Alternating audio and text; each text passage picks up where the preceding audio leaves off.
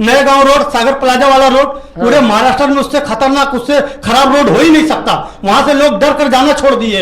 ये क्या, ये आरसीसी रोड पास हुआ है तो मतलब जब तक ये आरसीसी ना हो 5 साल 10 साल तब तक आप लोग खड्डे में ही चलेंगे।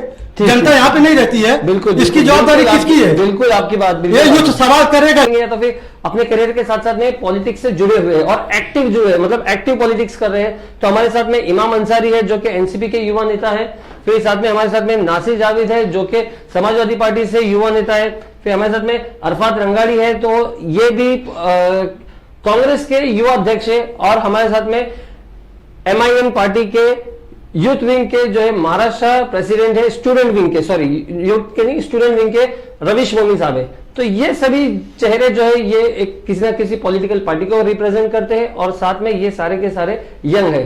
तो हम इनसे ही शुरुआत करेंगे कि किस तरह से जो है यूथ को पॉलिटिक्स में आना चाहिए जिससे शहर का उद्धार हो, देश का उद्धार हो। क्या डेवलपमेंट, अगर यूथ आता है तो क्या डेवलपमेंट होगा। तो नासिर भाई, हम आपसे शुरू करेंगे कि थोड़ा सा आप बताइए कि यूथ को जो है, युवाओं को पॉलिटिक्स में आना चाहिए, किस एज में आना चाहिए, थोड़ा सा ही बताइए। मैं आपको एक बात क्लियर कर देता हूं कि मैं आपके पर्सनल व्यक्तिगत पे आया हूं।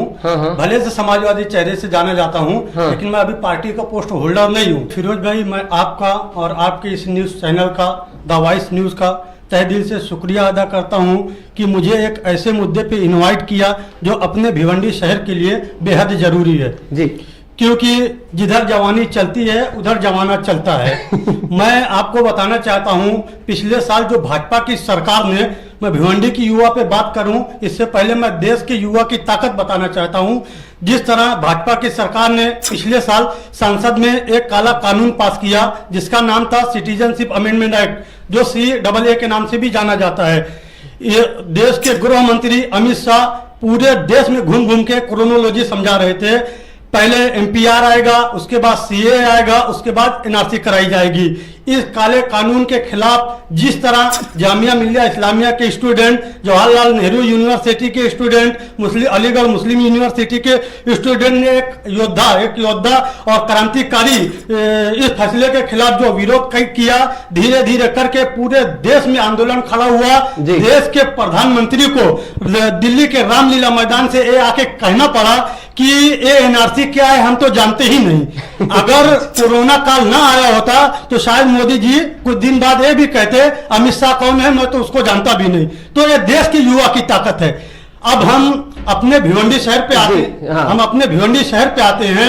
आज भिवंडी को डेवलप करने की अगर सबसे ज्यादा जिम्मेदारी किसी की है तो भिवंडी कॉर्पोरेशन और भिवंडी कॉर्पोरेशन का कमिश्नर। आज हर दिन कमिश्नर का ट्रांसफर होते रहता है। काम कब होगा ये पूछता है भिवंडी। हर वार्ड, हर गली कचरे से और कीचड़ से भरी पड़ी, ना पढ़ाई, ना लिखाई, ना दवाई, ना सफाई। पूछता है भिवंडी कि आखिर इसकी लापरवाही का जिम्मेदार है कौन? उसीलिए हम चाह रहे हैं कि अब यूथ को आगे आना चाहिए, अब युवाओं को जो है उन चीजों का पीड़ा उठाना चाहिए। तो आप बताइए कि क्या मतलब यूथ का क्या इंपॉर्टेंस रहेगा पॉलिटिक्स में? जिस तरह पूरी जिम्मेदारी कॉर्पोरेशन पे होने के बाद वो हर वार्ड में विफल है, नाकाम है। पहली तो मैं भिवंडी के यूथ की तरफ से, अगर यहाँ से मेरी आवाज महाराष्ट्र गवर्नमेंट तक पहुंचती है तो मैं ही डिमांड करता हूँ कि ये जो कॉर्पोरेशन हाउस व्हाइट बिल्डिंग है, व्हाइट हाउस, उसको कन्वर्ट करके हॉस्पिटल बना के गवर्नमेंट भिवंडी को दिया जाए और जो IGM हॉस्पिटल है उसको कन्वर्ट करके कॉर्पोरेशन हाउस बनाकर वो नगर सेवक को दिया जाए और मेयर को दिया जाए और कॉर्पोरेशन कमिश्नर को दिया जाए, पहली बात। और दूसरी बात, मैं क्या होगा उससे ये होगा, कम से कम कॉर्पोरेशन से ये हासिल हो जाएगा कि एक अच्छा हॉस्पिटल हमें मिल जाए। आज IGM हॉस्पिटल से आप सब वाकिफ है ना, इलाज से लेके उसकी देखभाल खर्च सब। भिवंडी का यूथ है, मैं उनको क्या बोलूं, हमने खुद ही रास्ता चुना है अपनी तबाही का, भिवंडी कर दिया है निकम्मों के हवाले। मैं उनको बोलना चाहता हूं कि यकीनन भिवंडी की सियासत गंदी है, लेकिन भिवंडी का युवा इस सियासत में ना आकर इसे और गंदा होने दे रहा है। अगर भिवंडी की प्रॉब्लम सफाई करनी है तो उतरना पड़ेगा। बिल्कुल। अगर आप मानते हैं या मैं मानता हूं या पूरा भिवंडी मानता है कि अगर भिवंडी की तबाही और बर्बादी का रास्ता सियासत है तो इसको आबाद करने का, भिवंडी को आबाद करने का, खूबसूरत बनाने का भी रास्ता सियासत है। बस फर्क सिर्फ इतना है, अच्छी और बुरी सियासत। बोलिए। जो यूथ की आप उसकी उम्र पे बात की है ना, मेरे ख्याल से फिरोज भाई पॉलिटिक्स करने की सबसे अच्छी उम्र जब आदमी स्कूल से ग्रेजुएट होके निकले, वो सियासत के लिए सबसे अच्छी उम्र। उसके पास दोनों रास्ता रहता है, पॉलिटिकल में भी करियर बनाने का और उसका अपना खुद का जो चीज वो पढ़ा उसमें भी करियर बनाने का।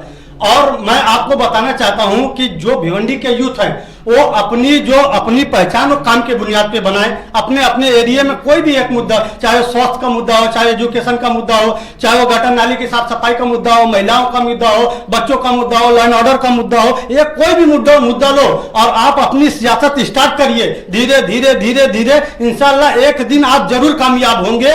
मैं एक सवाल करना चाहता हूँ, जकात नाके से लेके शांति नगर तक लगभग के 15 से 20 कॉर्पोरेटर होंगे, बिल्कुल होंगे। और सबसे मेन रोड भिवंडी का अगर राजधानी मैं बोलूं तो गैबी नगर, शांति नगर, डॉक्टर मौलाना आजाद रोड सबसे ज्यादा आबादी चलने वाला रोड है। 20 कॉर्पोरेटर हो गए और 20 से 25 पत्रकार भी यही है, बराबर है। पूरा आरसीसी रोड चविंदरा में बन सकता है, आरसीसी रोड मानसरोवर में बन सकता है, आरसीसी रोड उधर बन सकता है, सारे गांव में बन सकता है जो है।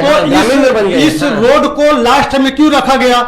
यहाँ पे नगर सेवक थे, क्या ये आवाज नहीं उठा सकते थे?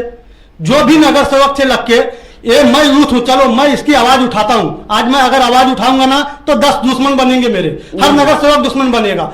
इमाम भाई है, समी भाई है, रवीश भाई है, ये मेरे साथ चारों लोग मिलकर अगर आवाज उठाएंगे तो इसका काम होगा, इसका फर्क पड़ेगा। तो 40 दुश्मन बनेंगे? नहीं, बिल्कुल नहीं। तो फिर वो समझेंगे कि यूथ जाग रहा है। मैं अकेला लड़ने जाऊंगा तो मेरे दुश्मनी होगी, 4 लोग मेरे साथ खड़े रहेंगे तो उस चीज का रिजल्ट निकलेगा। आज ये रोड के बारे में बता रहा हूं, एकजुट होकर जो है आवाज उठानी चाहिए। यूथ की आज यूथ आवाज उठाता है, लेकिन किसी प्लेटफॉर्म पे आके नहीं उठाता है। फेसबुक पे लिखने से, ट्विटर पे लिखने से तुम्हारा मुद्दा नहीं हल होने वाला है। नए गांव रोड, सागर प्लाजा वाला रोड, पूरे महाराष्ट्र में उससे खतरनाक, उससे खराब रोड हो ही नहीं सकता। वहां से लोग डर कर जाना छोड़ दिए। ये आरसीसी रोड पास हुआ है तो मतलब जब तक ये आरसीसी ना हो 5 साल 10 साल तब तक आप लोग खड्डे में ही चलेंगे। जनता यहाँ पे नहीं रहती है। बिल्कुल, इसकी जवाबदारी किसकी है? बिल्कुल आपकी बात, ये यूथ सवाल करेगा। इसीलिए मैं उससे आग्रह कर रहा हूँ, जितना बढ़ चढ़ कर राजनीति में हिस्सा लेंगे उतना ज्यादा तुम्हारा काम होगा।